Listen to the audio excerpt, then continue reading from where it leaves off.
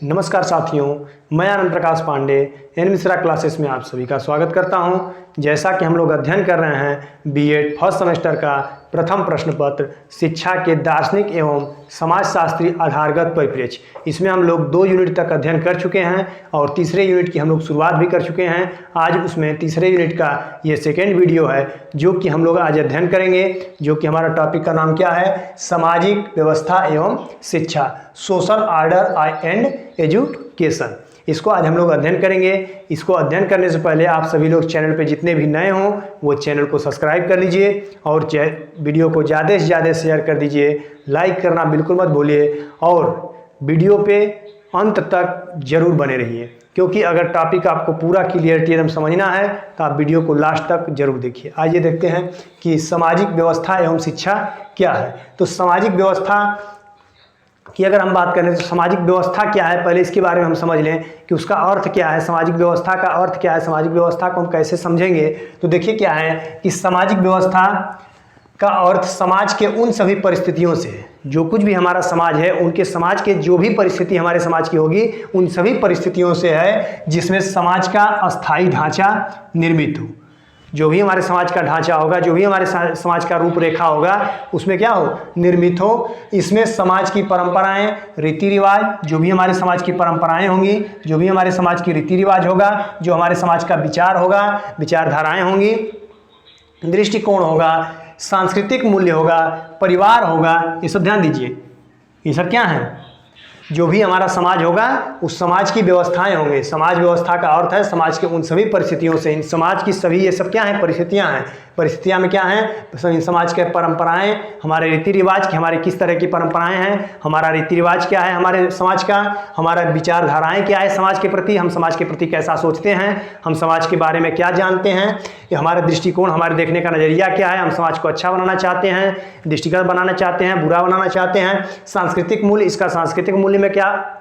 अर्थ है, और धार्मिक, ये क्या नाम है, परिवार, हमारे जो समाज में जो हमारा परिवार है उसका क्या भूमिका है। स्कूल जो होता है, स्कूल संस्थाएं आदि सभी तत्व सम्मिलित रहते हैं। जो भी हमारा समाज है उस समाज में हमारे स्कूल का क्या महत्व होता है, हमारे विद्यालय का क्या महत्व होता है, विश्वविद्यालय का क्या महत्व होता है हमारे समाज में, इसके बारे में भी हम लोग अध्ययन करेंगे और इसके बारे में इसका क्या अर्थ है, ये सब हमारे क्या है, समाज के अंतर्गत आते हैं। आइए देखिए आगे क्या है कि समाज व्यवस्था में वे सभी सामाजिक घटनाएं, समाज की जो हमारी व्यवस्था होती है, जो रूपरेखा होती है, उसमें वे सभी सामाजिक घटनाएं क्रम आ जाते हैं जिनका समाज में क्या चीज, जिनका समाज में कक्षाओं और सामाजिक परिस्थितियों में आपसी संबंध होता है। क्या होता है कि जो भी हमारे समाज की जो भी घटना होती है, जो भी समाज में हमारे घटित होता है, जो भी घटनाएं घटित होती हैं उनका एक क्रम आ जाते हैं, वो क्रम से आ जाते हैं, और जिनका समाज में कक्षाओं और सामाजिक परिस्थितियों से आपस में क्या संबंध होता है। जैसे कि हमारे शिक्षा में क्या उनका संबंध होता है, स्कूली विद्यालय शिक्षा में उनका क्या संबंध होता है, हमारे समाज में इन सब चीज़ों से क्या महत्व होता है, ये सब चीज़ें हैं। तो हमारे समाज की क्या क्या रूपरेखा है, हम उसको कैसे तरीके से, हमारे जैसे परिवार है तो हमारे समाज में परिवार की क्या भूमिका है, ये सब चीज़ें हम देखेंगे।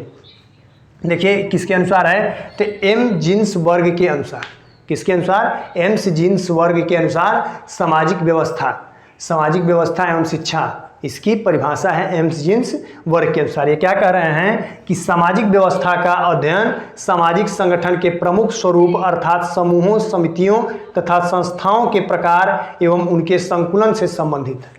कहने का मतलब समझिए क्या है कि जो भी हमारा समाज है, जो भी सामाजिक व्यवस्था हमारी है, जो भी हमारे समाज की व्यवस्था है, उन व्यवस्थाओं का अध्ययन सामाजिक संगठन के प्रमुख स्वरूप, जो भी हमारा समाज का सामाजिक संगठन के प्रमुख जो हमारे स्वरूप होंगे अर्थात उनके समूह, जो कुछ भी हमारे समाज का जो भी समूह होगा, जो भी हमारे समाज की समितियां होंगी, कुछ न कुछ संस्थाएं होती हैं, जैसे संस्थाएं विद्यालय हो गई, कुछ न कुछ अपना एक अपने ग्रुप बनाते हैं लोग, कोचिंग जैसे पढ़ा, मतलब कहीं ना कहीं हमारा समाज जो होगा एक कहीं ना कहीं उसकी समिति होगी, उनका कहीं ना कहीं रूप होगा, समूह होगा, एक ग्रुप होगा, कुछ न कुछ संस्थाएं होंगी। ये सब चीज़ें आपस में हमारे समाज में क्या हैं, विकसित हैं या हमारे समाज में हैं, देखने को पाई जाती हैं। और प्रकार मतलब संस्थाओं के प्रकार एवं उनके संकुलन से संबंधित, वो जो कुछ भी संस्थाएं होती हैं उनके संकुलन से संबंधित हैं जिससे समाज का निर्माण होता है। हमारे समाज का निर्माण किन किन चीज़ों से होता है, तो 2-3 चीज़ें आप ध्यान दीजिए। सामाजिक संगठन के प्रमुख स्वरूप, इसमें सामाजिक संगठन होगा, समूह होंगे, जो भी हमारा समाज होगा उस समाज का समूह होगा, समाज की समितियां होंगी, तथा संस्थाएं होंगी, क्योंकि अगर संस्थाएं नहीं होंगी तो हमारा समाज जो भी होगा वो एक कहीं ना कहीं हमारी संस्था भी जरूरी होती है शिक्षा के लिए। तो कहीं ना कहीं हमारा अगर समाज है तो शिक्षित अगर उसको करना है, उसको एक विकास की तरफ लेकर के जाना है, क्योंकि अगर शिक्षा नहीं रहेगी तो हमारा समाज विकास नहीं कर पाएगा, विकसित समाज नहीं कहा जाएगा। तो उनके लिए संस्थाएं जरूरी है, उनके लिए समितियां जरूरी है, उनके लिए कुछ ना कुछ लोग बने होंगे, कुछ ग्रुप बने होंगे, उनमें आपस में मीटिंग होती है, उनकी समितियाँ होती हैं। ये सभी कुछ हमारे लिए क्या हैं, एक समाज का निर्माण करती हैं, एक समाज बनाने में हमारा सहयोग करती हैं। तो आप लोग समझ रहे होंगे कि सामाजिक व्यवस्था का अर्थ क्या है। सामाजिक व्यवस्था हम किस प्रकार से रख सकते हैं, अपनी शिक्षा के लिए, ऐसा नहीं सिर्फ शिक्षा के लिए, हम अपने विकास के लिए, कि हमारा विकास किस तरह से होगा। यहाँ तक आपका क्लियर हो गया। आगे देखिए क्या है कि सामाजिक व्यवस्था में शिक्षा की भूमिका, कि जो हमारी सामाजिक व्यवस्था है, हमारी सामाजिक व्यवस्था क्या क्या है आपको बता दिए कि विद्यालय है, समितियाँ हैं, संस्थाएँ हैं, ये सभी चीज़ें जो हैं उसमें विद्यालय जो है उसमें शिक्षा की भूमिका क्या है, कि जो कुछ भी हमारा समाज है, जो कुछ भी हमारी सामाजिक है, जो भी समाज की व्यवस्थाएं होती है उसमें शिक्षा की भूमिका क्या है, शिक्षा हमारा किस स्तर तक काम करता है, उसके बारे में आइए देखिए।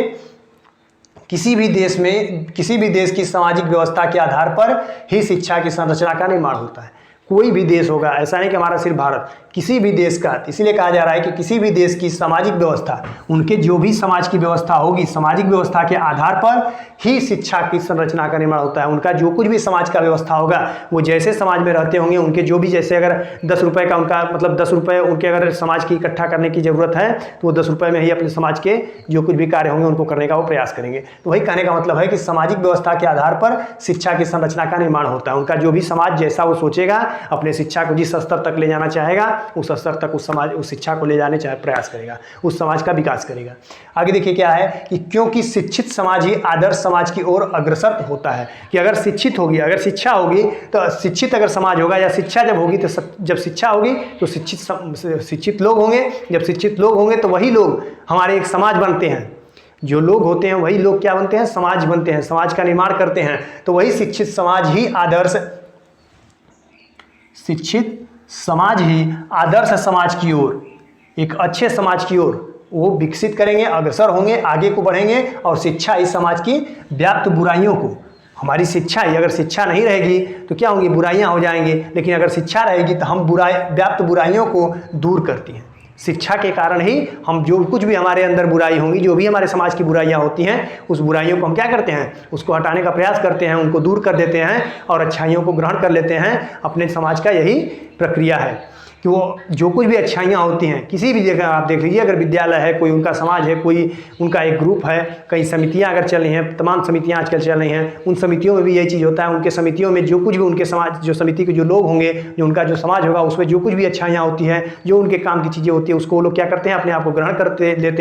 ले लेते हैं। और उनके बाद जो कुछ भी बुराइयाँ होती हैं, उनमें जो कुछ भी उनको ये लगता है कि नहीं, ये सब हमारे काम की चीज़ नहीं है, हमारे समाज में ये कार्य का चीज़ नहीं है, ये हमारे लिए अन्यथा मतलब खराब है, तो इसको वो लोग क्या करते हैं, छोड़ देते हैं या उनसे दूर हट जाते हैं। तो शिक्षा इस समाज में व्याप्त बुराइयों को दूर करती है। आधुनिक समय में आदर्श भारतीय समाज से तात्पर्य है जहां पर प्रत्येक व्यक्ति शारीरिक रूप से स्वस्थ। क्या कहने का मतलब है कि हमारा जो कुछ भी आधुनिक समय, आज का डेट जो हमारा समय है, उसमें आदर्श भारतीय समाज जो होता है, जो हमारा आदर्श मतलब एक अच्छा समाज जो माना जाता है, आदर्श भारतीय समाज से तात्पर्य है कि जहां पर प्रत्येक व्यक्ति, जो भी व्यक्ति होगा, जो भी हमारे समाज का व्यक्ति होगा, वो शारीरिक रूप से स्वस्थ हो। ऐसा माना जाता है कि हमारा जो कुछ भी समाज का जो भी व्यक्ति होगा, वो शारीरिक रूप से स्वस्थ हो, मानसिक रूप से उन्नत हो, मानसिक रूप से उनका विकास हो सके, वो आगे को बढ़ सकें, मानसिक रूप से उन्नत हो, समाज सेवा को कर्तव्य समझता हो, कि जो कुछ भी हमारे समाज का सेवा है, जैसे अगर आपको समाज की कोई भी चीज़ें अगर आपको सौंप दी गई, आपको मान लीजिए कि एक विद्यालय का प्रिंसिपल बना दिया गया, तो आप उसका निर्वहन करेंगे। ऐसा नहीं करेंगे कि अपने, अगर आप प्रिंसिपल बन गए तो जो कुछ भी आपके अंदर जो संस्थाएं जो हैं या आपके जो बच्चे हैं उनको आप छोड़ करके भाग जाएंगे, ऐसा नहीं करेंगे। उसका आप निर्वहन करेंगे, उस समाज में उनके जो कुछ भी आपसे लोग जुड़े हुए हैं, जो आपका उस समाज एक बन जाएगा, उसका आप निर्वहन करेंगे, उसमें आप अच्छाइयाँ लाने का प्रयास करेंगे, आप उसमें उनका मानसिक विकास बच्चों का करने का प्रयास करेंगे। तो वही कह रहा है कि मानसिक स्वरूप से उन्नत हो, समाज सेवा को कर्तव्य समझता हो, अपना वो कर्तव्य समझेंगे, कर्तव्यनिष्ठ होंगे, उसमें कार्य करने का प्रयास करेंगे। ऐसा नहीं कि उसको छोड़ के वो चले जाएं, या फिर ऐसा नहीं कि जब भार पड़ने लगे तो वो ऐसा करें कि नहीं अब हमसे नहीं हो पाएगा, या फिर बहुत ज़्यादा ये हो जा रहा है, हम इस समाज को संभाल नहीं पाएंगे। तो ऐसा नहीं होना चाहिए। वह किसी व्यवस्था में भी निपुण हो, जो कुछ भी उनकी व्यवस्था हो उसमें वो निपुण हो, उसके बारे में उनकी जानकारी हो सके, उनके बारे में वो चीज़ें कर सकें,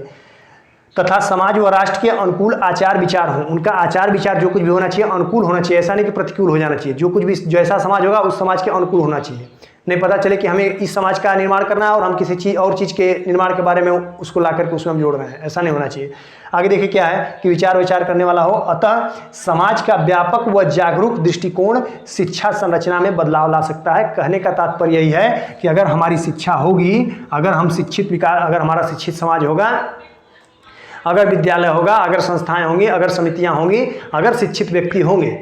अगर हमारी शिक्षा होगी, शिक्षा नहीं होगी तो सब कुछ बेकार है, सब कुछ व्यर्थ है। अगर हमारी शिक्षा होगी तो हमारा जो समाज है, हमारा जो भारतीय समाज है, ये सब समाज जो है वो सब कुछ क्या होगा, शिक्षित होगा। अगर शिक्षा नहीं होगी और उसमें हम किसी भी चीज़ में जो कुछ भी बदलाव करना चाहेंगे उसमें हम बदलाव कर सकते हैं, और लेकिन अगर शिक्षा नहीं होगी तो इसमें बदलाव नहीं कर सकते हैं। इतनी चीज़ें आपको क्लियर हो गई सामाजिक व्यवस्था में शिक्षा की भूमिका। इसको आप लोग स्क्रीनशॉट लीजिए, आगे हम लोग चलते हैं।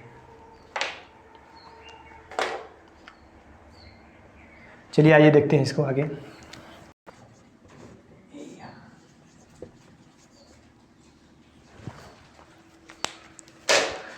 देखिए अगला जो टॉपिक हमारा है क्या है, सामाजिक परिवर्तन में स्कूल और समुदाय।